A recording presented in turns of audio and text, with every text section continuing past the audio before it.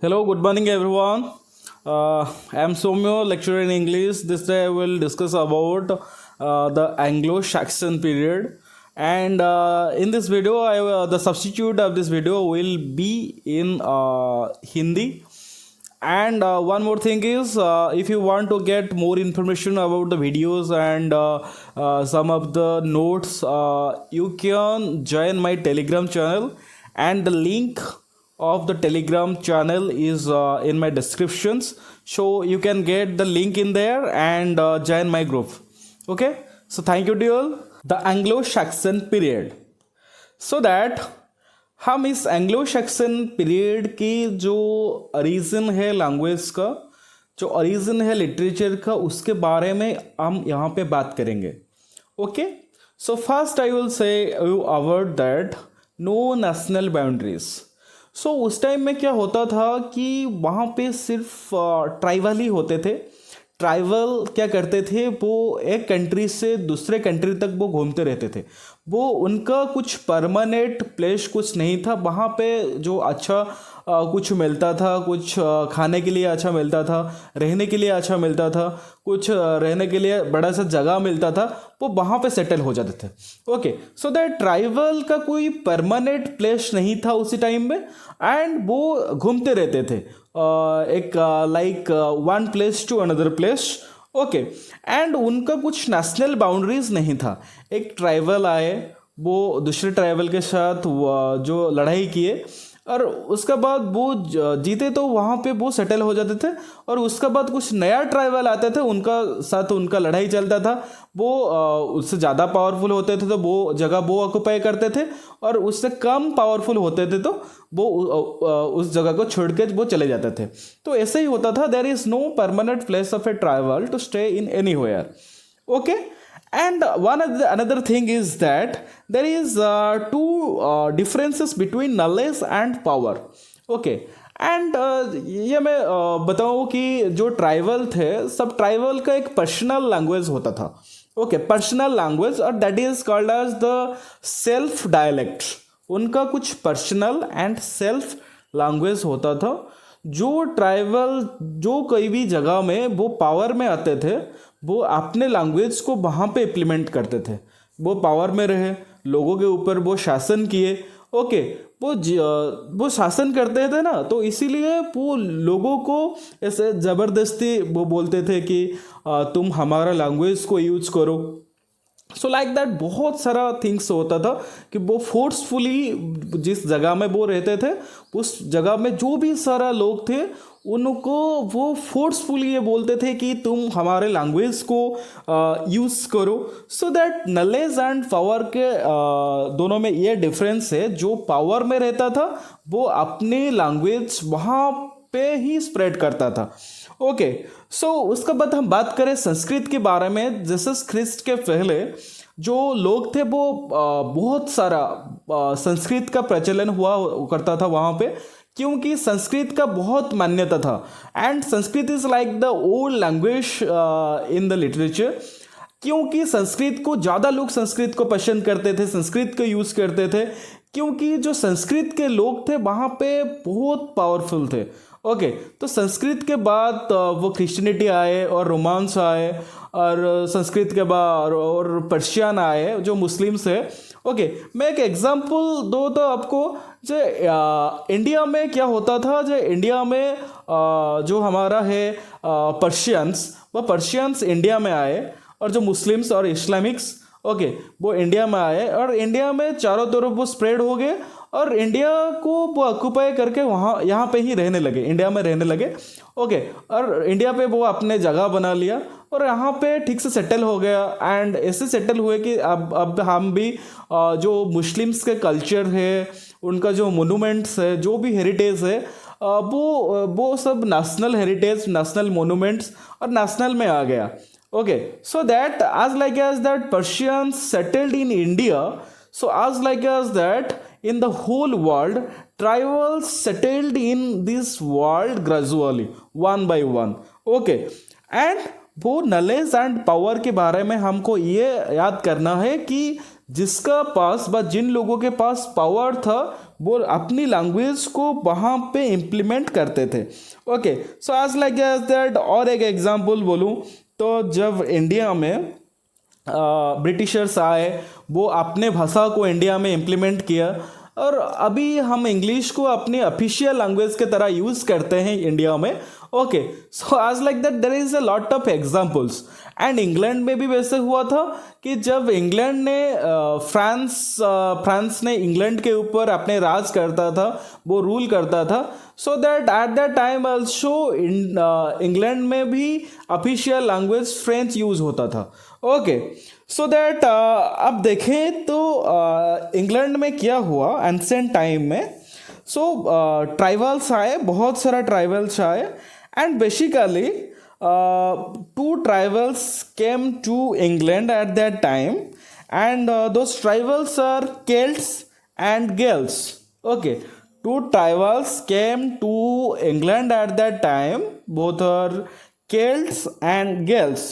वो ट्राइबल ने क्या किया, वो दोनों ट्राइबल कम्युनिटीज़ वो इंग्लैंड जो आइलैंड है इंग्लैंड में आए, और इंग्लैंड में जो भी वहाँ पे थे उनके साथ लड़ाई करके उनको इन्वाडेड कर दिए, और इन्वाडेड करने के बाद वो इंग्लैंड के ऊपर अपने शासन चलाए. Okay, and they ruled in England for so much time. बहुत दिन वो इंग्लैंड में रहे, बहुत दिन वो इंग्लैंड में शासन किए. Okay, and after that before the death of Jesus Christ, Celts and Gales वो इंग्लैंड में आए, इंग्लैंड में बहुत दिन तक वो शासन किए इंग्लैंड में. ओके, सो ऐसे ही तरह वो इंग्लैंड में शासन चलाते रहे, and new tribe came and change the language. Okay, वो जब बहुत दिन इतना दिन इंग्लैंड में रहे, इंग्लैंड में शासन किए, इंग्लैंड में शासन करने के बाद उनके बाद और कुछ ट्राइबल आए, वो भी इंग्लैंड में शासन किए. तो इसी तरह कोई भी ट्राइबल कहीं पे भी परमानेंट ही नहीं था. Okay, no tribal is permanent in any kind of a country. Okay, and जो ट्राइबल आते थे उनका कुछ पर्सनल इम्पैक्ट्स होता था. ओके, जैसे कि वो इम्पैक्ट्स छोड़ के जाते थे, एंड वो फुटप्रिंट्स वो छोड़ के जाते थे, एंड उसे भुलाना इतना आसान नहीं होता था उस टाइम पे. और जो भी निशाने वो छोड़ के चले जाते थे, वो निशाने कुछ टाइम तक वहाँ पे रहता था, एंड उस टाइम पे वहाँ पे जो लोगों में वो देखने को मिलता था. Okay, so that in the first century BC that England was attacked by Romans. Okay, तो फर्स्ट सेंचुरी बीसी में क्या हुआ कि पहले केल्ट्स थे एंड गेल्स थे. ओके, फर्स्ट सेंचुरी बीसी में क्या हुआ, England was attacked by the Romans. Roman ने इंग्लैंड को अटैक कर दिया. Okay, and at that time there is the matter of Julius and Caesars. Okay, and they attacked England in 54 BC and 52 BC. Okay, and England was after the first century.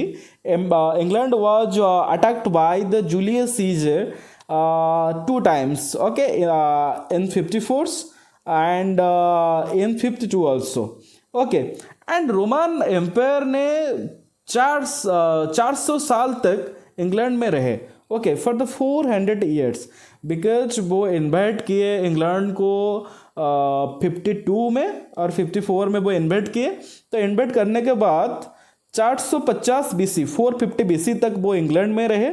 So that England में वो बहुत time रहे, and वो रहने के बाद England की जो लैंग्वेज है उसको वो कन्वर्ट कर दिया. वो केल्ट्स एंड द गेल्स वो वहाँ पे नहीं चला. ओके, वहाँ पे लैटिन को अपनी ऑफिशियल लैंग्वेज बना दिए रोमन्स ने, क्योंकि 400 साल कहाँ पे भी रहना, वहाँ पे रूल करना, ये सब छोटी बात नहीं था. एंड और एक बात ये है कि वहाँ पे रोमन तो चलता था, बट लोगों ने वहाँ पे केल्ट्स एंड गेल को यूज़ करते थे, और द गेलिक लैंग्वेज को वो वहाँ पे यूज़ करते थे. एंड रोमन लैंग्वेज में क्योंकि बहुत सारे क्रिश्चियंस थे उस टाइम पे, एंड जो हमारा रोमन लैंग्वेज में वहाँ पे बाइबल्स लिखा गया, एंड ऑफिशियल लैंग्वेज में जो हमारा था ऑफिशियल लैंग्वेज में हमारा लैटिन को इम्प्लीमेंट करा दिया गया उस टाइम पे. सो दैट बहुत सारा चेंजेस हुआ रोमन लैंग्वेज में. एंड रोमन लैंग्वेज को इंग्लैंड में हर जगह देखने को मिलता था जब रोमन ने इंग्लैंड में अपने शासन किए थे। ओके, एंड बहुत सारा रिलीजियस बुक्स भी वो हमारा रोमन में लिखा जाता था। ओके, तो इसीलिए रिलीजियस बुक्स को पढ़ने के लिए हमको रोमन को सीखना पड़ता था, एंड रोमन को सीखने के बाद ही हम पढ़ सकते थे। ओके, तो इसीलिए वो अपने लैंग्वेज को वहाँ पे इम्प्लीमेंट करके डेवलपमेंट कर गए। ओके, उसके बाद हमारा अल्फ़ाबेट के बारे में हम बात करेंगे। वी गॉट अल्फ़ाबेट्स फ्रॉम जो like our capital letters and small letters, so we got our alphabets and numbers okay from the Romans. हम ये सब रोमन्स से ही हम सीखे हैं। ओके, एंड धीरे धीरे क्या हुआ, जो लोगों के मन में जो केल्टिक्स एंड जो हमारा गेल की जो लैंग्वेज की बारे में उनका जो अच्छा धारणा था वो सीख रहे थे वहाँ पे, वो सब लैंग्वेज को वो भुला दिए। एंड वहाँ पे इम्पोर्टेंस आ गया किसी लैंग्वेज में, हमारा रोमन लैंग्वेज की इम्पोर्टेंस वहाँ पे आ गया। Okay, and in 450 BC the island was again attacked by the German tribes। Okay, 450 BC में क्या हुआ ना, जर्मन ट्राइब्स ने फिर से इंग्लैंड के ऊपर अटैक कर दिए। ओके, तो पहले तो हम पढ़े थे कि केल्ट्स एंड गेल्स के बारे में। ओके, उसका बाद रोमांस आए। ओके, उसका बाद जर्मन ट्राइबल्स आ गए। ओके, 450 BC में जर्मन ट्राइबल्स आ गए, एंड जो जर्मन ट्राइबल्स थे वो 3 भाग में विभक्त हुए थे। Okay, they are divided in 3, that is one is the Angles, another one is the Saxons and another one is the Jutes. Okay, and replaced by German at the time, तो वो आ गए तो रोमान ने चले गए वहाँ से। Okay, and जो तीनों लैंग्वेज होता था ये जो हमारा तीनों होता था, जो तीनों ट्राइबल्स होते थे, जर्मन ट्राइबल्स होते थे, angles, sections and Jutes, they have the own dialects. उनका खुद का एक लैंग्वेज था। वो जिस जगह में इंग्लैंड में रहे उस जगह में अपने जो लैंग्वेज था वो लैंग्वेज को वहाँ पे वो इम्प्लीमेंट कर दिए। ओके, वो एंगल्स वो कोई भी जगह में रहते थे वहाँ पे अपने लैंग्वेज और अपने डायलेक्ट को वहाँ पे इम्प्लीमेंट करते थे, व उस एरिया में अपने लैंग्वेज को वो ऑफिशियल लैंग्वेज के ऊपर जैसे कन्वर्ट करते थे। सेक्शन भी वैसे एंड ज्यूस भी जैसे। ओके, एंड इस तरह क्या हुआ कि एंगल, सेक्शंस एंड ज्यूट्स वहाँ पे शासन किए। बट जो एंगल्स थे, एंगल्स का इम्पैक्ट इंग्लैंड के ऊपर बहुत रहा। Okay, there is a good impact, there is a best impact of Angles in England. तो एंगल से ही हमारा इंग्लैंड बना है एंड एंगल से ही हमारा इंग्लिश बना है। तो एंगल्स ने बहुत डेवलप किया इंग्लैंड में। ओके, बहुत डेवलप किया। ओके, एंड बट हम बिफोर 5th सेंचुरी BC के बारे में बात करें तो 5th सेंचुरी BC में इंग्लैंड की नाम ब्रिटेन ही था। ओके, उसका बाद ब्रिटेन हुआ, उसका बाद ग्रेट ब्रिटेन हुआ। ओके, सो दैट हम 450 BC के ऊपर बात करेंगे जब एंगल्स, सेक्शंस एंड ज्यूट्स हुए। उस टाइम पे एंगल्स की बहुत चलता था, इसलिए इंग्लिश एंड इंग्लैंड हुआ, और इंग्लैंड हुआ उसे बोलते थे एंगल लैंड, और उसका बाद वो इंग्लैंड हुआ। एंड 5th सेंचुरी BC के पहले के बारे में बात करेंगे, and there we got the point of Brittany or the Britain, after that become the Great Britain। Okay, and हम बात करेंगे तो 18th century and 20th century के बारे में। सो दैट हम लैंग्वेज के बारे में बात करेंगे तो इंग्लैंड और होल वर्ल्ड की और इंडिया की लैंग्वेज के बारे में बात करेंगे तो India has 26 languages. At the time, जो India has 26 languages and the 26 languages born from the Sanskrit। Okay, तो हमको ये पता है कि हम इंडिया में बहुत सारा स्टेट्स एंड सब स्टेट्स का अपने आप कुछ पर्सनल लैंग्वेजेस है, एंड हमारे जो पर्सनल लैंग्वेजेस है वो लैंग्वेजेस कहाँ से डेवलप हुआ है ना, ये सब संस्कृत से डेवलप हुआ है। एंड हम द होल यूरोप के बारे में बात करें, the whole Europe has only 13 languages. They have सिर्फ 13 लैंग्वेज है उनके पास। ओके, सो दैट जो हमारा 3 डायलेक्ट है, इंग्लिश लैंग्वेज का कैसे बर्न हुआ वो कैसे जन्म हुआ, जो हमारा एंगल्स से, सेक्शन से एंड ज्यूट से उनका जो भी लैंग्वेज डायलेक्ट्स था वो सब मिलाकर एक लैंग्वेज बना, वो था इंग्लिश लैंग्वेज। उसका बाद मैं ये बात करूँगा कि चेसर के बारे में। जैसे चेसर आए एंड लैंग्वेज को डेवलप किए, लैंग्वेज मॉडर्न इंग्लिश को डेवलप किए। ओके, वो मिडिल जो हमारा मिडलैंड था और मिडल आइलैंड था इंग्लैंड का, उसे चूज़ किए। उस एरिया में वो अपने लैंग्वेज मॉडर्न इंग्लिश को डेवलप किए, कुछ फ्रेंच की वर्ड्स को वो यूज़ किए इंग्लिश में। सो दैट बहुत सारा डेवलप हुआ था उस टाइम पे। जैसे हमारा चेशर ने डेवलप किए थे, उस तरह क्या हुआ कि हमारा जो Henry seventh and the Henry eighth, okay, वो दोनों बाप बेटे ही वो भी इंग्लिश को बहुत मात्रा में डेवलप किए थे। ओके, एंड उसके बाद हम ये चर्चा करेंगे कि मिल्टन के बारे में। सो दैट मिल्टन पहले पहले जो भी राइटिंग्स वो लिखते थे वो रोमन लैंग्वेज में लिखते थे। ओके, उसके बाद क्या हुआ कि वो धीरे धीरे इंग्लिश में लिखने लगे। ओके, सो दैट पहले वो रोमन पे लिखते थे, उसके बाद वो इंग्लिश में लिखने लगे। जैसे हमारा हो गया paradise lost, okay, and paradise regain. Okay, he wrote in English those. Okay, and 17th century में तो वो 17th सेंचुरी पे भी वो रोमन पे लिखते थे, क्योंकि उन्हें लगता था कि उस टाइम पे लोगों को इससे लगता था कि जो रोमन की जो लैंग्वेज है that is like a very prestigious eight that time. Okay, हम ओल्ड इंग्लिश के बारे में बात करेंगे तो हमारा एक लॉन्ग पोएम जो है आपको सबको पता है, वो बीवॉल्फ उसके बारे में आता था। That is the old English. Okay, that is a long poem Beowulf, and stories जो है हम डिस्कस करेंगे एक अनदर वीडियो में। क्या था उस स्टोरी में, क्या था। ओके, सो इस तरह क्या हुआ कि हमारा इंग्लिश लैंग्वेज को डेवलपमेंट हुआ, और जो भी डेवलपमेंट इंग्लिश लैंग्वेज का हुआ है वो सिर्फ हमारा जो 3 ट्राइबल्स है, एंगल्स, सेक्शंस एंड ज्यूट्स, इन तीनों का योगदान बहुत है यहाँ पे। ओके, तो उसका बाद आए तो हमारा किसके नाम आए ना, हमारा Henry seventh, the king Henry seventh and the king Henry eighth, वो भी इंग्लिश लैंग्वेज को बहुत डेवलपमेंट किए।